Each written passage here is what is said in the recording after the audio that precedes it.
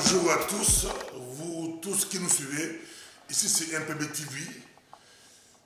Nous émettons en direct de Bruxelles, capitale de l'Europe. Pourquoi nous sommes là? Il y a un débat qui fait rage sur le net. Affaire Gims, ça fait couler beaucoup. Donc on a fait une vidéo, mais on a eu beaucoup de gens qui ont réclamé encore plus. Mon invité, c'est le professeur Pini Sensei. Il est docteur en sciences politiques. Il est historien, politologue, théologien, philosophe. Il est professeur d'université, chercheur à l'INADEP, Institut africain d'études prospectives, auteur de plusieurs livres et de nombreux articles scientifiques. Sans plus tarder, je peux essayer de le recevoir. On va recevoir un docteur Pini, prof Pini. Bonjour, professeur. Bonjour, pasteur Bobo. Bonjour tous les téléspectateurs du micro du pasteur Bobo. Partout où vous êtes dans le monde, nous vous disons bonjour en ce jour. On vous a réclamé de partout, je me suis dit, vous pouvez encore repasser en présentiel, parce que là, vous étiez un peu loin, j'étais aussi très loin. On a fait, avec la technologie d'aujourd'hui, on a fait la vidéo. On vous suit partout, à travers le monde. Le débat continue. Qu'est-ce que on vous donne le temps d'expliciter votre pensée. Oui, je vais d'abord présenter quelques livres que je n'ai pas présentés la fois dernière, notamment celui-ci de Jean-Paul de Lagrave, qui s'intitule « Comment a disparu la civilisation de l'Égypte ancienne ». Voilà. Il y a un autre livre de François Domas qui s'intitule « La civilisation de l'Égypte pharaonique » que voici. Également le livre d'Albert Champdor, les livres des morts, papyrus d'Ani, que voici. J'ai aussi amené d'autres ouvrages relatifs au thème que dont nous allons parler aujourd'hui. C'est le livre de Robert Ian More, Hérétique, résistance et répression dans l'Occident médiéval, que voici. Et enfin, le livre de Silvia Federici, Une guerre mondiale contre les femmes, des chasses aux sorcières, au féminicide. Voici. Donc, je voudrais d'abord, comme je l'avais fait la fois passée, apporter mon soutien total à notre jeune frère, à notre éminent chanteur et compositeur, l'artiste Maître Gims. Il a fait une prouesse extraordinaire, il nous a fait vraiment honneur en revalorisant notre culture déjà par son travail. J'avais dit la fois passée que c'était un exemple pour les jeunes. Il est un exemple pour nos jeunes parce qu'il est en train d'éprouver au monde que tout le monde peut réussir partout en se mettant au travail. Et que nos jeunes, partout où ils sont, quelle que soit la situation dans laquelle ils se trouvent, s'ils se mettent sérieusement au travail, s'ils croient en eux-mêmes, ils vont réussir comme lui a réussi. C'est pour cela que moi je le félicite énormément. Et j'avais dit la fois passée, je le félicitais également pour sa prise des décisions courageuses quand il a refusé d'aller au Rwanda pour aller honorer quelqu'un qui est un sanguinaire, qui met l'Afrique à feu et à sang, M. Kagame. Il n'a pas voulu aller auprès de lui, il a refusé et je l'ai aussi beaucoup félicité pour cette prise de position courageuse. Aujourd'hui, et au séjour aussi, il a encore fait la même chose, il a fait une prise de position très très courageuse qui bouleverse le monde parce que aujourd'hui le monde était comme un peu endormi et je peux dire que Maître Gims l'a réveillé. C'est pour cela que je le félicite et que je le remercie beaucoup. Alors je voudrais situer aujourd'hui la controverse autour de ces déclarations. Pourquoi cette controverse? Parce que nous savons, si c'était quelqu'un d'autre qui l'avait dit, supposons un musicien français, ou un musicien hollandais, ou un musicien allemand, même un musicien américain, ben, s'il avait dit la même chose, il n'y aurait jamais eu cette controverse. Mais comme c'est Maître Gims qui l'a dit, voilà la controverse. Donc c'est pour cela que je voudrais expliquer pourquoi cela, pourquoi cette controverse. Nous sommes avec vous, on est encore avec Maître et professeur Pilipili, professeur. Oui. Il y a des débats, trop de contradictions. Vous êtes scientifique. Vous avez écrit beaucoup d'articles scientifiques. Est-ce que c'est Gims qui a commencé ce débat ou ça a été commencé depuis longtemps comme vous l'avez bien dit? Mais pourquoi les médias n'en parlent pas? Beaucoup de professeurs comme le Cheikh Anta Diop et vous, beaucoup de professeurs ont écrit. Il y a beaucoup d'écrits sur ça. Mais pourquoi aujourd'hui, on s'acharne contre Gims? Mais vous avez écrit des livres qui sont vendus dans des bibliothèques ici en Europe. On ne vous attaque pas. On ne vous invite pas dans les télévisions. Bon, moi j'ai été attaqué également il y a quelques années, vous savez l'histoire, parce que quand j'ai publié mon livre, j'ai publié un livre justement sur l'histoire africaine, la mission civilisatrice au Congo, réduire les espaces de vie en prison et en enfer, où je montrais ce qu'on appelle la civilisation ou la mission civilisatrice occidentale en Afrique, notamment au Congo, n'était rien d'autre qu'une œuvre de destruction qui a détruit notre société et qui a maintenant amené notre société dans la situation infernale dans laquelle nous nous trouvons. Et à cause de cela, j'ai été aussi condamné, j'ai été licencié de mon travail par le diocèse de Namur qui m'avait engagé. Donc, ce sont des choses qui arrivent régulièrement. Le professeur Cheikh Anta Diop... Qui vous a attaqué? Ben moi, le diocèse de Namur m'avait attaqué. En réalité, ce sont les colons, les anciens colons, parce qu'ils ont un regroupement ici en Belgique. Alors, ils veillent sur leur bien, sur le Congo, ne veillent pas que le Congo puisse leur échapper. Et que quand quelqu'un ouvre les débats et qu'il fait comprendre à ses concitoyens où se trouve le problème, parce qu'il est déclaré comme ennemi, homme à abattre.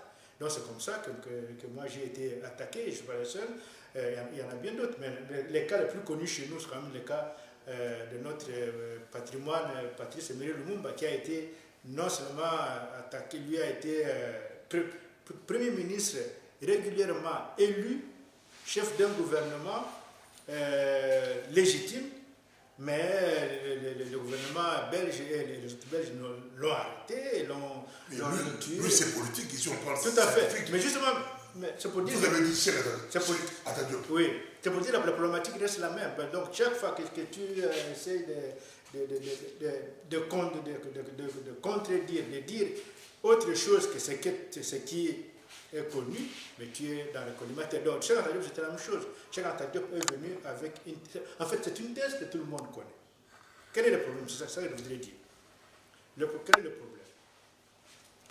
Les Égyptiens, autant les Égyptiens antiques, il n'a jamais été question de la couleur de peau. Donc il faudra qu'on sache cela.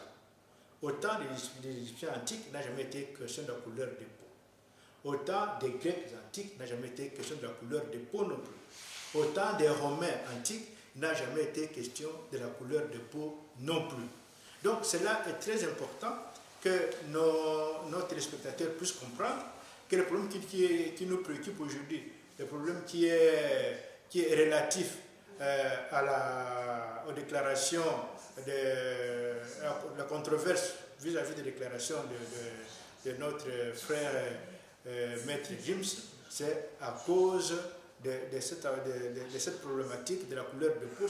C'est une question qui est arrivée, qui est nouvelle en fait par rapport au reste du monde. Donc, au temps de l'Égyptien antique, ils ont dit qu'ils étaient des Africains, que leur pays était un pays des Africains. Ils ont simplement dit que, pour dire comment étaient-ils, ils ont dit que pour voir comment ils étaient, il faudra voir ce qu'on appelle les écailles de crocodile.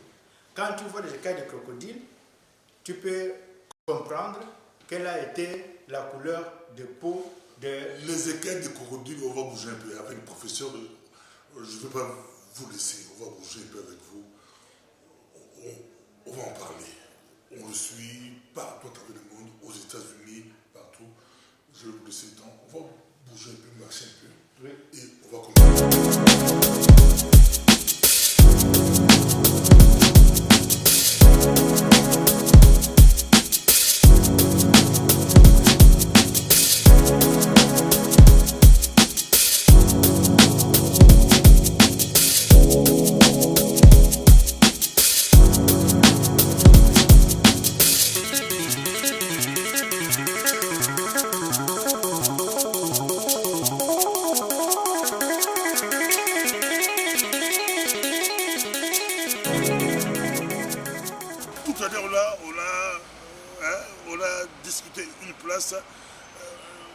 Moi j'ai réservé une place pour avoir le professeur. Il y avait aussi une femme blanche qui a réservé une place pour un professeur blanc. Pour un professeur blanc, on a discuté entre deux professeurs, bon, on les a laissés. Donc nous sommes encore avec l'abbé Philippine, on aimerait bien que vous puissiez nous comprendre vraiment bien.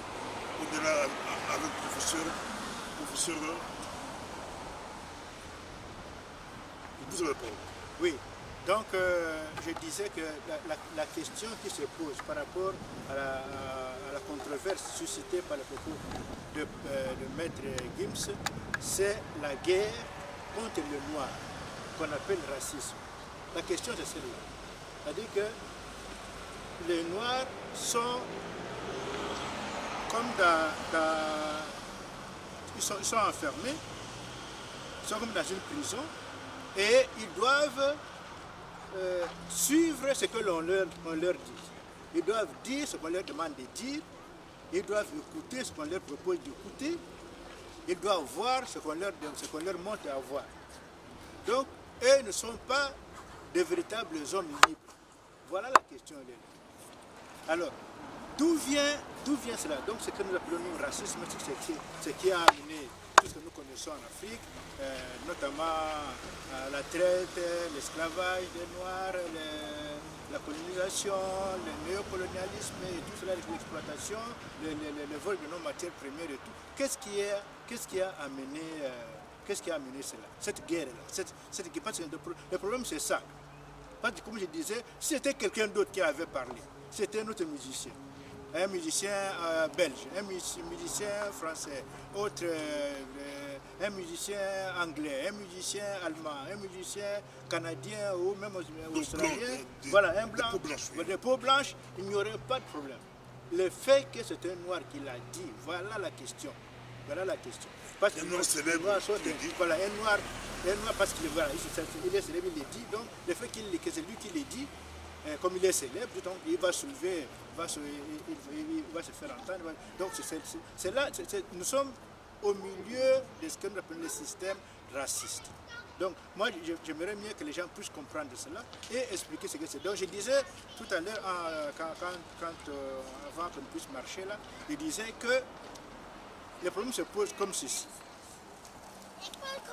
Au temps des Égyptiens, tout comme au temps des Grecs, tout comme au temps des Romains, donc au temps des Anciens, il n'y avait pas de couleur de peau.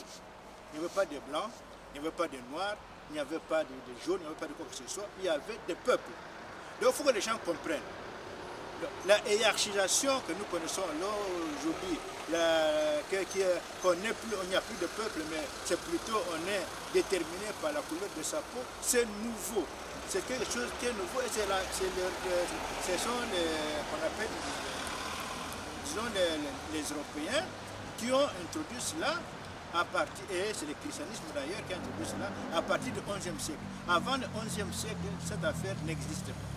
Alors ce qui s'est passé à partir du XIe siècle, dès lors que le christianisme est devenu une affaire politique et qu'il a investi tout le champ politique, et il a subjugué l'Europe entière. L'Europe est devenue son domaine.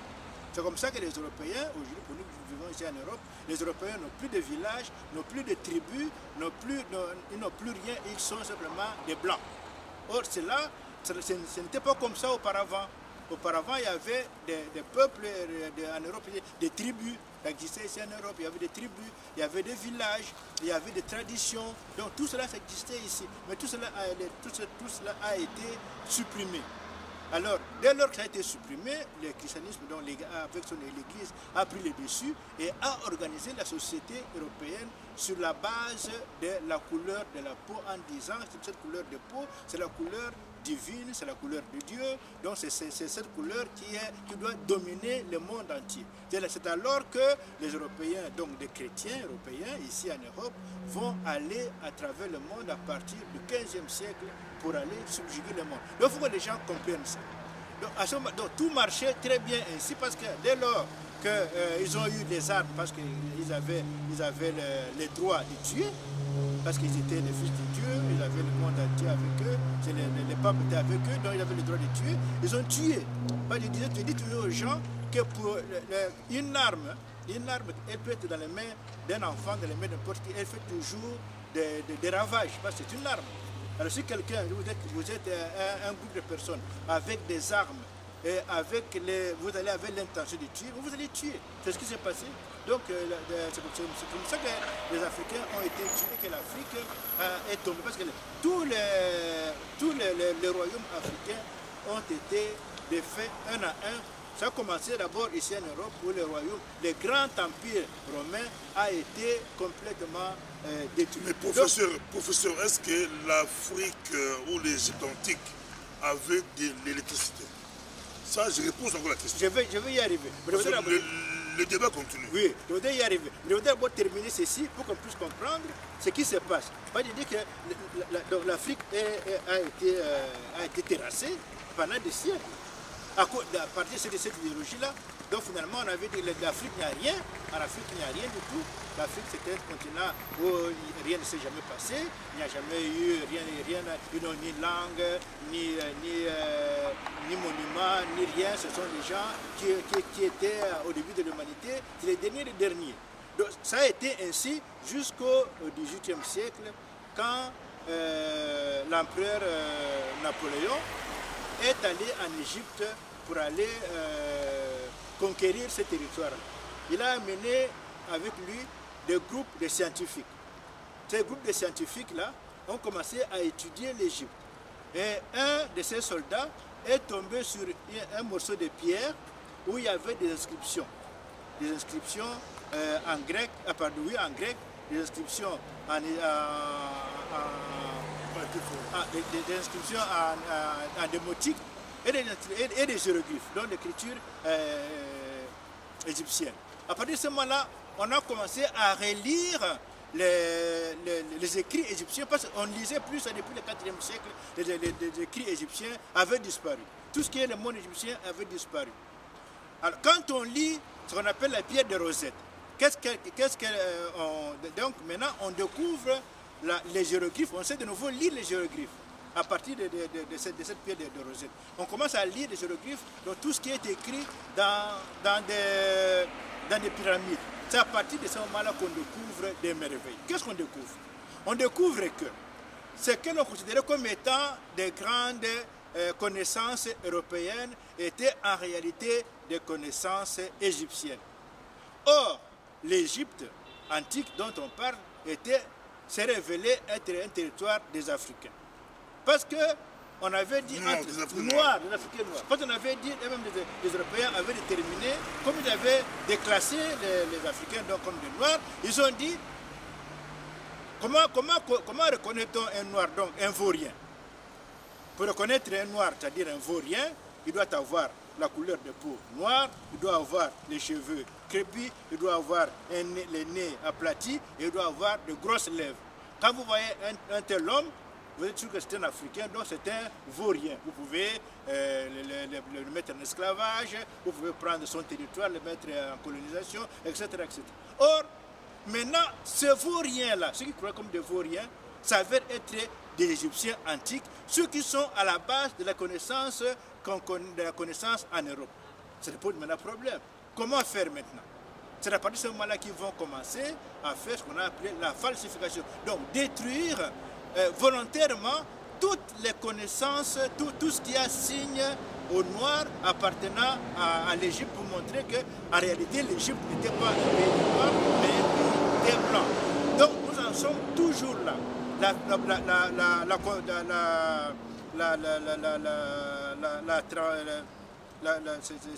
Ce qui nous préoccupe aujourd'hui, la controverse d'aujourd'hui, mais est toujours à ce niveau-là de falsifier.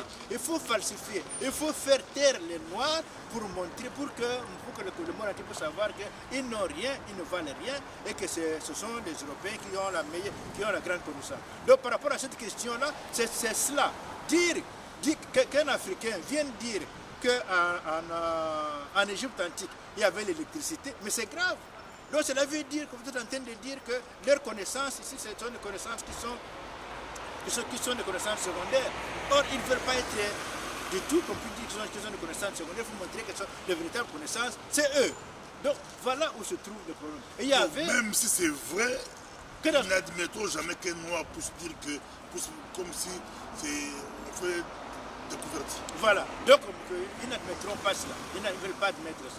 Ils ne veulent pas admettre donc, les caciques, c'est-à-dire que le pouvoir européen, justement, le pouvoir ici qui est en train de mener l'Europe, ne veut pas du tout laisser les Noirs avoir quelques libertés de ce choix. Donc les Noirs doivent être alignés. Ils doivent suivre les chemins qu'on leur trace. Il n'est pas question pour eux d'aller à gauche ou à droite. Ils doivent, si on dit de leur chemin, c'est celui qu'on leur montre et pas autre chose. Donc la question qui se pose, c'est celle-là. Bon, maintenant, par rapport à la question de l'électricité, moi j'avais dit, l'électricité, de quoi s'agit-il? Il s'agit de l'énergie. C'est l'énergie. Donc l'énergie, c'est ce qui fait marcher le monde. Sans énergie, il n'y a pas de monde. Voilà, nous avons maintenant, là, nous voyons le soleil. Mais le soleil, c'est l'énergie. Donc, sans soleil, mais il n'y a rien ici sur la Terre. Là, donc, l'eau, c'est l'énergie. Sans eau, il n'y a rien sur la Terre. Est-ce que nos ancêtres ignoraient le soleil ou bien qu'ils ignoraient l'eau? Mais, donc, on doit quand même être un peu sérieux par rapport à ça. Quand on dit, non, ils n'en savent rien. Mais c'est pas possible qu'ils n'en savent rien. Parce qu'ils ont bien compris, ils ont bien vu, ils ont bien étudié le soleil, ils ont bien étudié l'eau, ils ont bien étudié la lune. Moi je dis tout simplement par rapport à ça, je vais répondre vraiment à entrer pour que les gens puissent comprendre. Je dis toujours, moi je suis Bouyas. Les Bayans, si tout le monde le sait, au Congo, ce sont des gens qui cultivent les arachides. Les arachides, on les plante au mois de septembre. Et la récolte se fait au mois de décembre, au mois de janvier. Pour faire la récolte, les Bayans ne vont pas au champ pour commencer à vérifier sur les plantes pour voir si les arachides sont mûrs ou non. Non, ils regardent le ciel. Ils regardent un groupe d'étoiles qu'on appelle Besséanter. Et ces étoiles-là leur indiquent quand la position des étoiles, une position précise, ça veut dire que maintenant, les arachides qui sont dans les champs sont mûrs.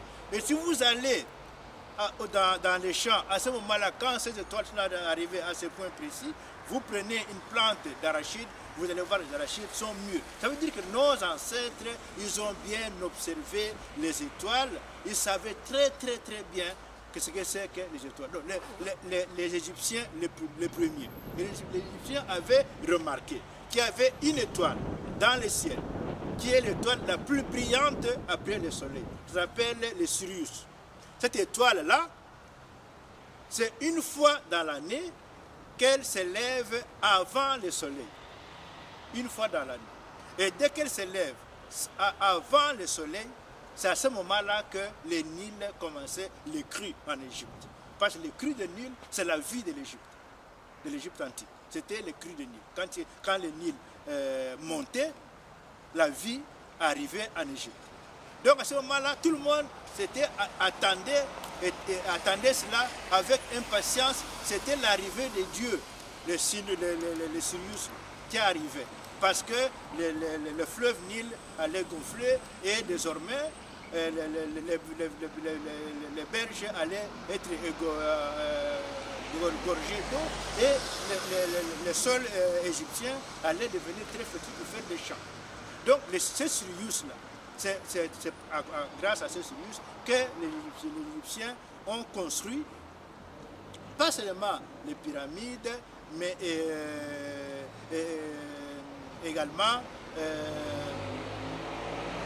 quand tu vas aujourd'hui à Paris, à la place qu'on appelle la Concorde, il y a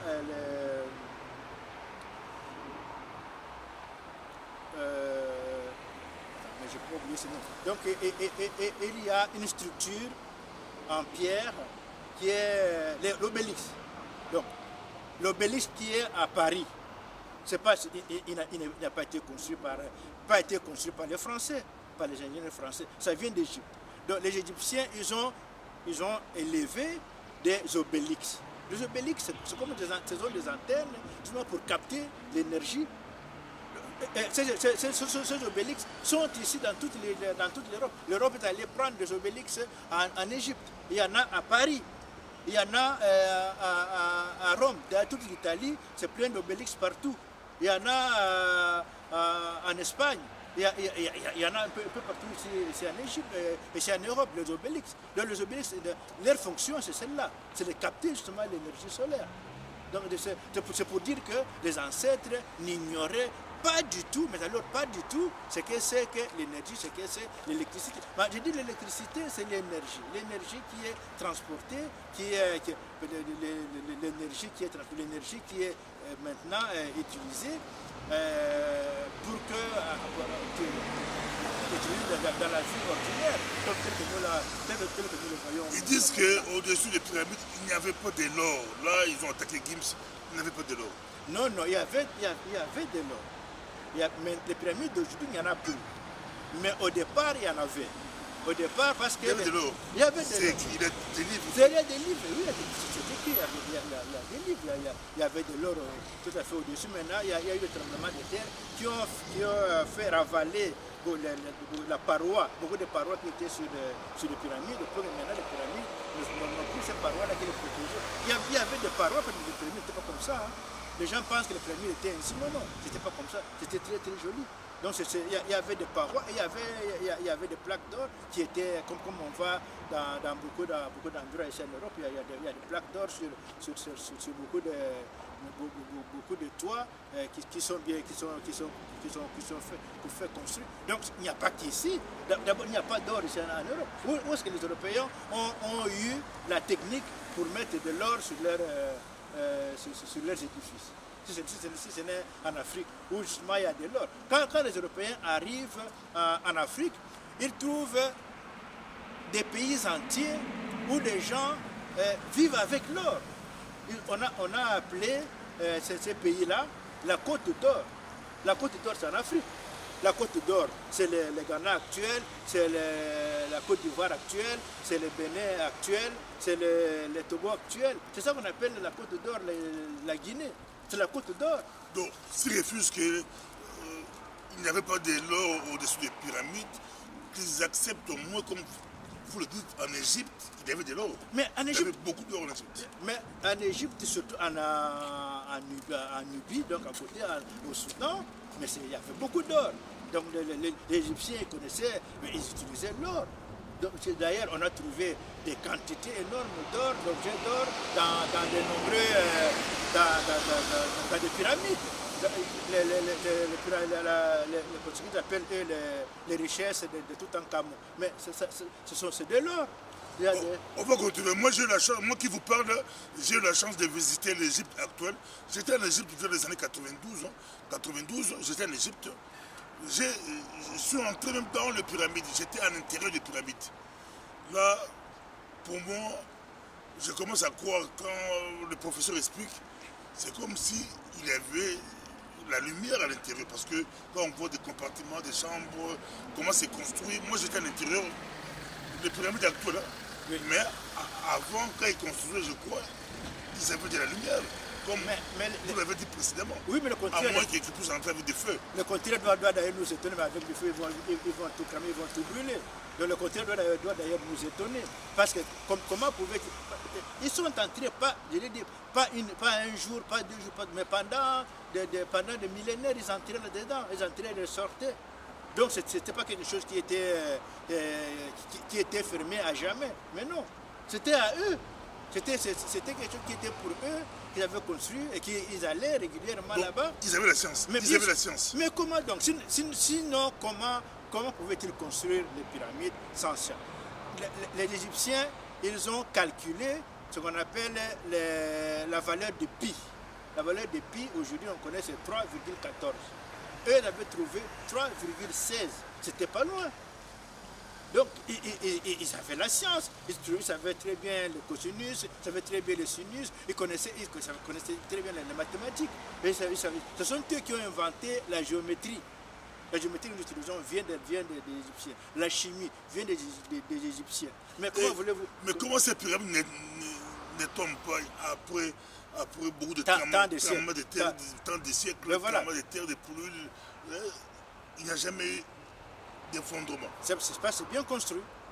C'est très bien construit. Très bien construit. Ils ont bien choisi les lieux et ils ont bien. Les fondations sont très bien faites. C'est très bien construit. C'est pour cela que c'est fait pour y rester éternellement. Si on peut laisser ça ainsi, si on veut bien restaurer, si on veut bien laisser. Mais moi, je suis convaincu que si on laisse l'Afrique, notre Afrique, si le pouvoir européen laisse l'Afrique libre, laisse l'Afrique rayonner, laisse l'Afrique travailler, les Africains vont reconstituer, reconstruire à nouveau les pyramides comme celles d'Égypte. Parce que cette science-là, les Africains, ils l'ont dans le sang. C'est dans leur sang. Leurs ancêtres leur ont laissé cela. Donc ils vont remettre cela. Vous allez voir que beaucoup de choses, l'Afrique va être transformée. Qu'on la laisse libre, disons 50 ans. Professeur, ce qui est bien, personne ne contredit Gims que c'était des Noirs qui ont construit les pyramides. Mais personne ne peut le faire. Aucun historien, aucune télévision, personne n'a contredit Gims que c'était des Noirs qui ont construit les pyramides. Mais ils ne peuvent pas contredire parce que, voilà, mais auparavant, avant Cheikh Anta Diop, il disait que non. Avant Cheikh Anta Diop, c'était pas question, pour eux, c'était pas les Noirs, c'était des Blancs, comme il disait, des Noirs à peau blanche. Mais c'est de n'importe quoi. Donc, aujourd'hui, j'avais dit, aujourd'hui, il n'y a plus de débat. L'Égypte, elle est noire, mais non pas que, comme j'ai dit ici, non pas du tout qu'on est en compétition contre qui que ce soit, mais c'est un pays de noirs, mais ce n'est pas un pays qui est en compétition, parce que le pouvoir européen est un pouvoir qui veut être tout le temps en compétition, qui veut être en lutte permanente. Le pouvoir africain n'est pas un pouvoir de lutte ou de compétition, ce n'est pas un pouvoir de conquête, ce n'est pas de l'impérialisme pour aller prendre pour le territoire d'autrui. Les Égyptiens étaient chez eux, ils n'allaient pas prendre le territoire de tout le monde partout, non. Comme les Ghanéens étaient chez eux, les Maliens étaient chez eux, le Congo était chez eux, il n'y avait pas d'impérialisme. Donc, mais alors, ce pouvoir impérialiste, on veut montrer que c'est le pouvoir universel, c'est pour tout le monde. Non, non, tout le monde n'a pas cette vision-là. Cette vision de conquête de pouvoir impérialiste, c'est venu avec l'Inquisition, comme j'avais dit la fois passée. C'est l'Inquisition qui est venue s'aimer dans la tête des chrétiens européens qui doivent conquérir le monde, qui doivent absolument... On va terminer ici pour aujourd'hui, mais on peut encore bouger, mais on va terminer ici par une question encore, une dernière question. Oui. Vous l'avez déjà dit dans beaucoup d'émissions avant Gims, c'est les Noirs qui ont habité, c'est les Noirs qui ont habité l'Europe avant. L'Europe, là où nous sommes, a été habitée par des Blacks, des Noirs avant. Moi j'ai été scandalisé la première fois que j'ai écouté ça, c'était chez le professeur, le savant africain Pini. Il a eu beaucoup de prix, le prix Imhotep. Il est reconnu comme savant. Quand on dit savant, c'est pas du blague, hein, il est reconnu. Moi, c'est lui. C'est lui que j'ai entendu pour la première fois que c'est les Noirs qui ont habité l'Europe avant. Gims le dit, ça scandalise même les Noirs d'Europe. Même les Noirs d'Europe sont scandalisés que Gims a pété les plombs, la tête ne marche pas, mais on est avec un grand professeur ici. Gims est musicien, mais on est avec un grand professeur, il a écrit beaucoup de livres sur ça. Je voulais donner la parole au professeur. Non, mais ici, les historiens parlent de l'homme de Néandertal comme étant le tout premier homme qui a habité l'Europe, le sud de l'Europe.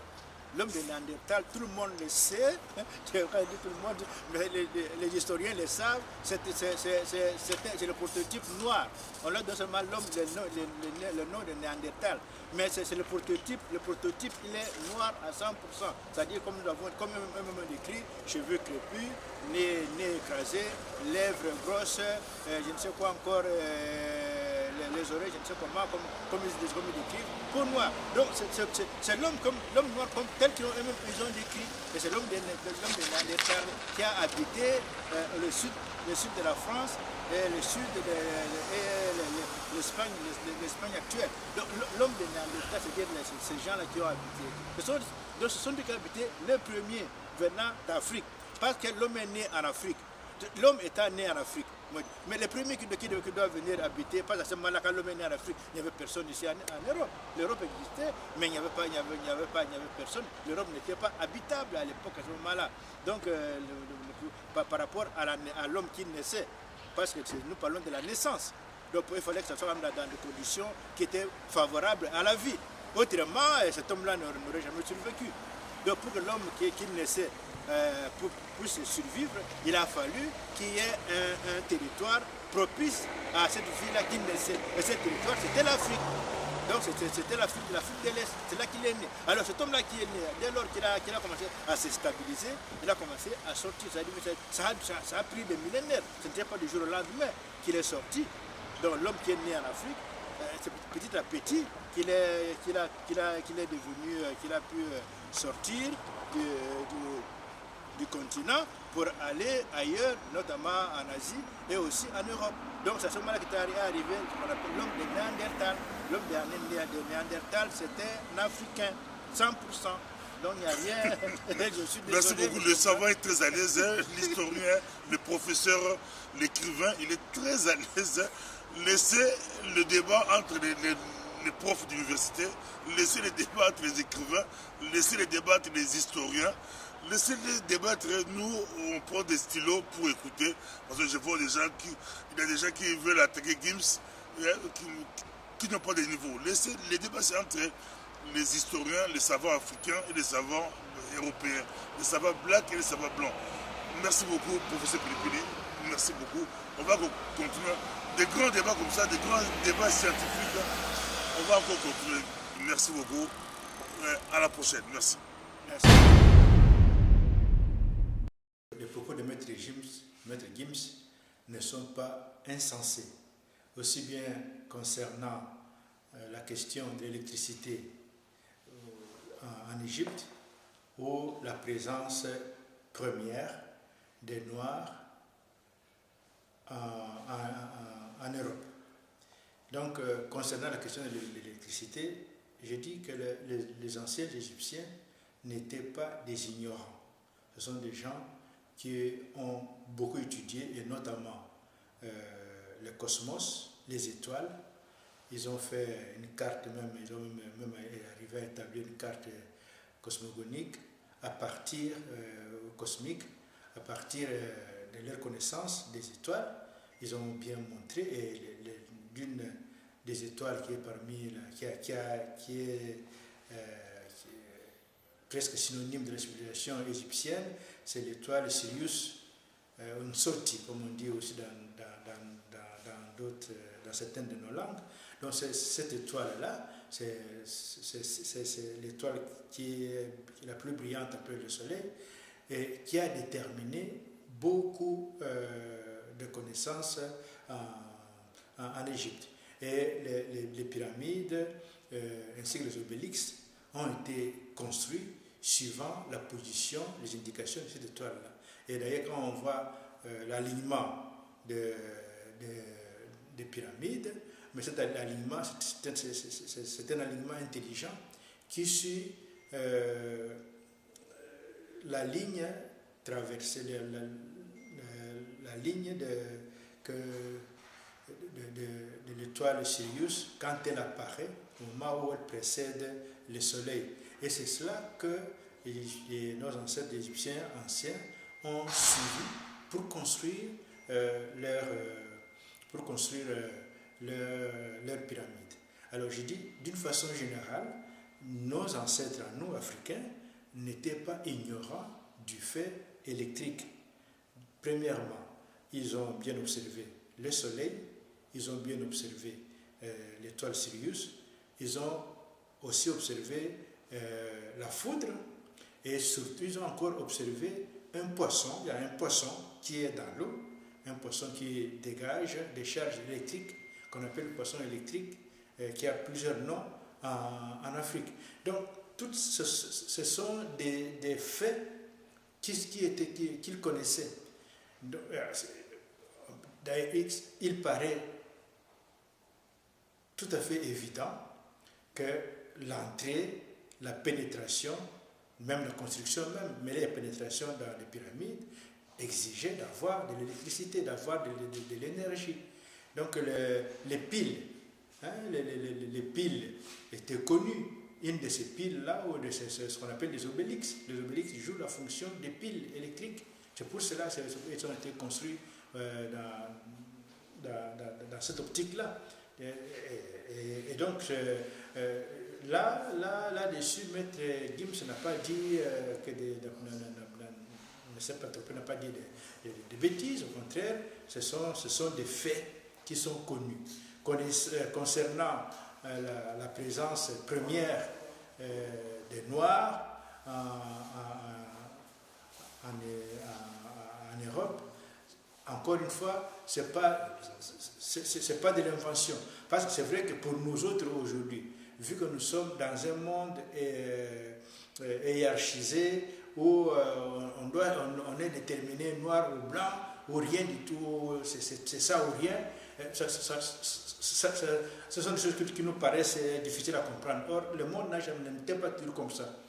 Les anciens n'ont pas vécu ainsi, n'ont pas vécu dans des oppositions tranchées, que c'est des noirs d'un côté, les blancs de l'autre. Ils vivaient ensemble, que ce soit en Égypte, que ce soit en Grèce, que ce soit dans l'Empire romain. Les gens vivaient toujours ensemble. La séparation que nous connaissons aujourd'hui, la catégorisation des gens en race, en blanc et noir, ça date du XIe siècle, avec ce qu'on a appelé l'Inquisition. C'est à partir de ce moment-là qu'advient aussi l'Europe. Avant ça, il n'y a pas d'Europe. Avant cela, il y a des peuples en Europe, des peuples nombreux. Il y a de nombreuses langues en Europe. Il y a les Européens, enfin, ils n'étaient simplement pas d'Européens, mais ces différents peuples croyaient, avaient des croyances en leurs ancêtres, comme cela se voit partout ailleurs dans le monde. Donc, ils étaient des hommes comme tous les autres. C'est à partir du XIe siècle, XIIe siècle, XIIIe siècle que l'Europe a été la tradition européenne a été détruite. Les historiens le disent sans embâche, ils savent très bien, les historiens qui ont étudié cette période-là, notamment Robert Ian Moore, ou bien Henri Charles Léa, ou encore Jacques Le Goff, et bien d'autres.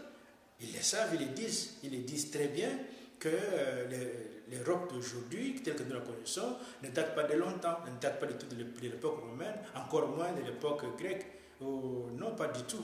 Elle prend naissance à ce moment-là. Et cette notion de race que nous connaissons prend naissance à ce moment-là parce que l'Europe a été purifiée de tous les autres. C'est-à-dire tout ce qui n'était pas blanc en Europe a été tué. Les morts ont été tués, les musulmans ont été tués, les juifs ont été tués, massacrés. Voilà, donc les noirs sont venus dans la suite. Je pense parce qu'il fallait un monde que des blancs.